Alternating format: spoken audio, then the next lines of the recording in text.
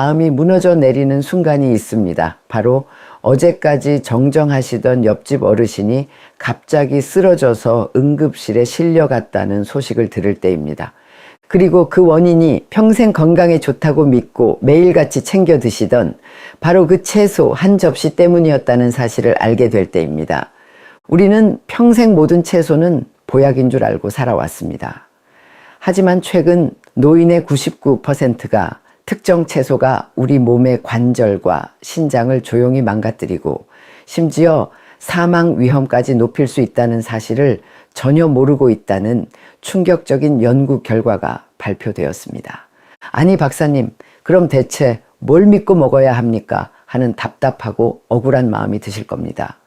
괜찮습니다. 오늘 제가 그 혼란과 억울함을 속 시원하게 풀어드리겠습니다. 정보의 홍수 속에서 길을 잃은 여러분을 위해 제가 40년 경력의 등대지기가 되어 어떤 길이 안전한 길이고 어떤 길이 낭떠러진지 명확하게 밝혀드리겠습니다. 안녕하십니까. 40년간 오직 노년의 건강한 식생활만을 연구해온 의학 박사 오해숙입니다. 올해 제 나이 73입니다. 100세 시대, 젊음은 숫자가 아니라 건강입니다. 오늘 내 몸을 돌보는 이 지혜로운 선택의 순간, 당신의 청춘은 찬란하게 다시 시작됩니다. 오늘 저는 먼저 돈 주고 사서라도 매일 드셔야 할 우리 몸을 살리는 기적의 보약 채소 3가지를 알려드리고, 이어서 우리가 반드시 피해야 할 독이 되는 채소 3가지를 그 이유와 해결책까지 낱낱이 파헤쳐 드리겠습니다. 특히 마지막에는 씹기 어려우신 분들을 위한 저만의 특급 건강 주스 비법까지 공개할 테니 부디 끝까지 집중하시어 여러분의 남은 인생을 지킬 귀한 지혜를 얻어 가시길 바랍니다. 자, 그럼 먼저 우리 몸에 보약이 되는 이야기부터 기분 좋게 시작하겠습니다. 듣기만 해도 힘이 나는 이야기들입니다. 첫 번째 기적의 채소는 바로 브로콜리입니다. 저는 이것을 우리 몸의 총사령관이라고 부릅니다. 브로콜리 속 설포라판이라는 성분은 단순히 염증을 없애는 소염제가 아닙니다. 우리 몸의 모든 해독 시스템을 깨워 지휘하는 총사령관과 같습니다. 이 총사령관이 한번 명령을 내리면 평소에 게으름 피우던 간의 해독 효소들이 정신을 번쩍 차리고 우리 몸에 쌓인 온갖 발암물질과 독소를 2배나 빠른 속도로 청소하기 시작합니다. 브로콜리의 설포라판은 기름과 만났을 때 우리 몸에 훨씬 더 잘 흡수되는데, 데친 브로콜리를 올리브유에 살짝 버무려 드시는 것은 이 총사령관에게 최신 무기를 쥐어주는 것과 같습니다. 실제로 세계 최고의 암 연구소 중 하나인 미국 국립암연구소 발표에 따르면 브로콜리를 주 3회 이상 꾸준히 섭취한 사람은 그렇지 않은 사람에 비해 대장암 발생 위험이 무려 60%나 낮았다고 합니다. 평택에 사시는 72살의 이강호 아버님은 대장암 가족력 때문에 평생을 불안에 떨며 살아오셨습니다. 좋다는 영양제는 다 챙겨 드셨지만 마음 한구석의 불안감은 사라지지 않으셨죠. 저는 아버님께 다른 영양제는 다 끊으시고 대신 브로콜리를 하루 반 주먹씩만 끓는 물에 딱 1분만 데쳐서 초장에 찍어 드셔보시라고 권했습니다. 6개월 뒤 아버님은 박사님, 암 걱정으로 잠 못 들던 밤이 사라졌습니다. 이제는 내 몸을 지키는 든든한 군대가 있다는 생각에 마음이 편안합니다. 라며 평생 처음 느껴보는 평온함을 이야기하셨습니다. 건강은 이렇듯 마음의 평안까지 가져다 주는 것입니다. 그럼 제가 브로콜리를 더 건강하게 드실 수 있는 섭취 팁을 드리겠습니다. 브로콜리는 너무 오래 익히면 총사령관, 즉 설포라판이 죽어버립니다. 색깔이 선명한 초록색을 유지할 정도로만 살짝 데치거나 쪄서 드시는 것이 가장 좋습니다. 꼭 기억해 주세요. 두 번째 보약 채소는 당근입니다. 침침한 눈의 등불이라고 기억하시면 좋습니다. 나이가 들면 누구나 밤눈이 어두워지고 신문 글씨가 흐릿해집니다. 이는 우리 눈 속에서 빛을 감지하는 등불, 그 등불의 기름 역할을 해주는 로놉신이 점점 말라가기 때문입니다. 당근 속에 풍부한 베타카로틴은 바로 이 등불에 기름을 채워주는 가장 중요한 원료입니다. 그런데 이 등불은 기름만 있다고 켜지는 게 아닙니다. 불을 붙여줄 성냥이 필요하죠. 그 성냥이 바로 지방입니다. 그래서 당근을 기름과 함께 드셔야 비로소 우리 눈의 등불에 환하게 불이 들어오는 겁니다. 미국 안과 학회에서 7만 명을 대상으로 한 대규모 연구에 따르면 베타카로틴을 충분히 섭취한 그룹은 노년기 실명의 가장 큰 원인인 황반 변성 발생률이 40%나 낮았다고 합니다. 광주에 사시는 80살의 박점순 할머님은 몇 년 전부터 눈이 침침해서 가장 큰 낙이었던 손주들에게 책 읽어주기를 못하게 되셨다며 깊은 상심에 빠져 계셨습니다. 저는 할머님께 매일 아침 당근 반 개와 사과 반 개를 함께 갈아 주스로 드시되 반드시 올리브유 한 숟가락을 넣어 드시라고 강조했습니다. 2달 뒤 할머님은 떨리는 목소리로 전화를 주셨습니다. 박사님, 제가 다시 우리 강아지들에게 책을 읽어줄 수 있게 되었어요. 더듬더듬이 아니라 아이의 초롱초롱한 눈을 보며 책을 읽어주는 이 시간이 제게는 천국입니다. 잃어버렸던 행복을 되찾았어요. 정말 너무나 감사한 이야기를 전해 듣고 큰 감동을 받았습니다. 저와 여러분 모두 이런 감사한 순간들을 마주하길 간절히 응원합니다. 그럼 당근 역시 더 건강하게 드실 수 있는 섭취 팁을 드리겠습니다. 베타카로틴은 기름에 녹는 지용성 비타민이라 기름과 함께 먹을 때 흡수율이 3배나 높아집니다. 당근을 채 썰어 올리브유에 살짝 볶아 드시면 맛도 좋고 우리 몸이 영양분을 남김없이 쏙쏙 흡수할 수 있습니다. 당근을 드실 때 이 섭취 팁 꼭 기억해 주세요. 3번째 보약 채소는 시금치입니다. 뼈와 뇌를 지키는 녹색 갑옷으로 기억하십시오. 시금치가 뼈에 좋다는 이야기는 많이 들어보셨을 겁니다. 오늘은 시금치가 왜 뇌를 지키는 최고의 보약이 되는지를 알려드리겠습니다. 시금치에는 엽산이 아주 풍부합니다. 이 엽산은 우리 뇌의 신경세포들이 서로 편지를 주고받을 때 사용하는 똑똑한 우체부 역할을 합니다. 이 우체부가 부지런해야 기억을 저장하고 생각을 하고 감정을 조절하는 모든 뇌 활동이 원활하게 이루어집니다.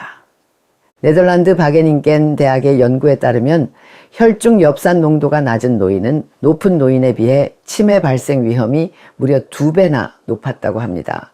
제가 오랫동안 지켜봐온 85세 한 은사님은 지금도 매일 신문을 읽고 글을 쓰실 정도로 총명함을 유지하고 계십니다. 그 비결을 여쭈었더니 웃으시며 비결은 무슨 나는 매일 아침 시금치 된장국 한 그릇 먹는 것뿐일세 라고 말씀하셨습니다.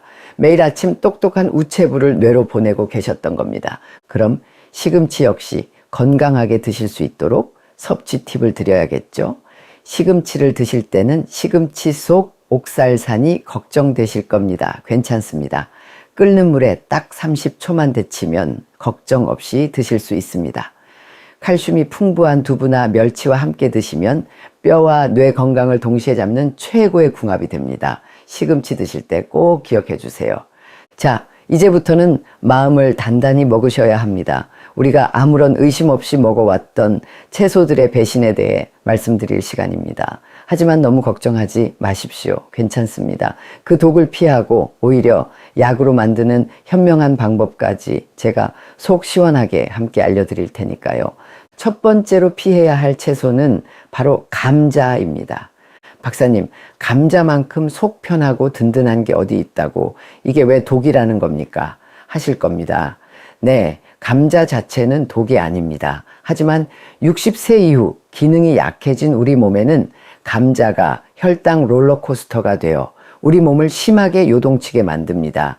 감자의 전부는 소화되는 순간 설탕과 거의 똑같은 속도로 우리 피 속에 흡수됩니다. 롤러코스터가 궤도를 따라 빠르게 정상으로 치솟듯 혈당이 급격하게 치솟지요. 그러면 우리 몸의 췌장은 이 비상사태를 해결하기 위해 인슐린을 비명을 지르며 쏟아냅니다. 그 결과 롤러코스터가 수직으로 낙하하듯 혈당이 다시 곤두박질 칩니다. 이 과정에서 우리는 식사 후에 오히려 극심한 피로감과 어지럼증, 허기를 느끼게 됩니다. 영국 의학 저널에 따르면 이 급격한 혈당 변화로 인한 어지럼증이 노년기 낙상 위험을 무려 3배나 높인다고 합니다. 부산에서 평생 택시 운전을 하시다 은퇴하신 69의 박 기사님은 당뇨 전 단계 진단을 받으시고 밥 대신 찐 감자를 드셨습니다. 그런데 식사만 하고 나면 안개가 낀 것처럼 머리가 멍해지고 소파에 누워 꼼짝도 할 수가 없으셨다고 합니다.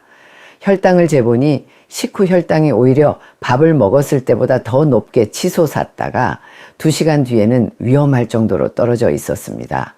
박 기사님은 건강해지려고 먹은 감자 때문에 매일 지옥 같은 롤러코스터를 타고 있었다며 억울해 하셨습니다. 하지만 감자를 평생 드시지 말라는 말이 아닙니다. 괜찮습니다. 똑똑한 조리법이 있습니다. 감자가 우리를 속이는 가장 큰 이유는 그 순박한 얼굴 때문입니다. 자극적이지 않고 부드럽고 배부르죠. 하지만 가장 순한 얼굴을 한 사람이 뒤에서 가장 무서운 법입니다. 감자의 순한 맛 뒤에 숨겨진 혈당의 칼날을 보셔야 합니다. 감자를 드실 때는 반드시 껍질을 벗기시고 브로콜리나 양배추 같은 식이섬유가 풍부한 채소와 함께 드십시오. 식이섬유가 롤러코스터의 속도를 줄여주는 브레이크 역할을 해줍니다. 혹은 감자 대신 혈당을 천천히 올려주고 항산화 성분까지 풍부한 고구마로 바꿔보시는 것이 가장 현명한 선택입니다. 두 번째로 피해야 할 채소는 바로 피망입니다. 피망은 비타민C가 풍부하고 색깔도 고와서 많은 분들이 샐러드에 생으로 넣어 드십니다. 하지만 피망 속 렉틴이라는 단백질 성분은 우리 장 건강의 숨은 암초가 될 수 있습니다. 우리 장벽은 영양분을 흡수하고 독소는 막아주는 촘촘한 그물망과 같습니다. 그런데 이 렉틴이라는 녀석은 마치 그물망을 갉아먹는 작은 가재와 같습니다. 렉틴이 반복적으로 장벽을 자극하면 촘촘했던 그물망에 미세한 구멍들이 뚫리게 됩니다. 이 구멍으로 원래는 걸러졌어야 할 독소와 염증 물질들이 혈관 속으로 침투하여 온몸을 돌아다니며 관절염, 피부병, 만성피로를 일으키게 됩니다. 혹시 피자나 볶음밥에 들어있는 익힌 피망은 괜찮은데 유독 샐러드에 들어있는 생피망만 먹으면 속이 불편했던 경험 없으십니까? 그게 바로 여러분의 장이 렉틴에 반응하고 있다는 증거입니다. 60세 이후에는 장 점막의 재생 능력이 현저히 떨어지기 때문에 이 렉틴의 공격에 더욱 취약해집니다. 독일 베를린 대학의 연구에 따르면 관절염 환자들이 피망, 가지, 토마토 같은 채소의 섭취를 줄이자 관절 통증이 40%나 감소했다고 합니다. 하지만 피망을 포기하실 필요는 없습니다. 이 성가신 가재, 렉틴은 열에 아주 약합니다. 70도 이상의 열에 5분만 가열해도 80% 이상이 파괴되어 힘을 잃습니다. 이제부터 피망은 샐러드에 날 것으로 드시기보다는 기름에 살짝 볶거나 찜으로 익혀서 안전하고 맛있게 드시길 바랍니다. 세 번째 최악의 채소는 바로 생콩나물입니다.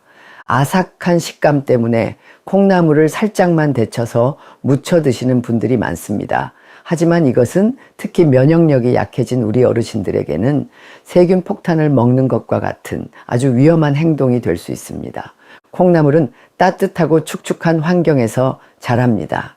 이곳은 살모넬라균이나 대장균 같은 무서운 식중독균들이 가장 좋아하는 세균의 5성급 호텔과 같습니다.